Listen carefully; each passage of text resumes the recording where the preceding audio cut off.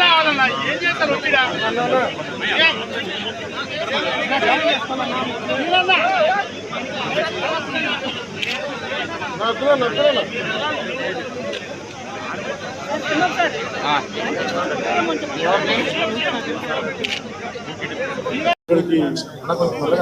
మంచి వర్గం అందరం ఉన్నాం ఇక్కడ.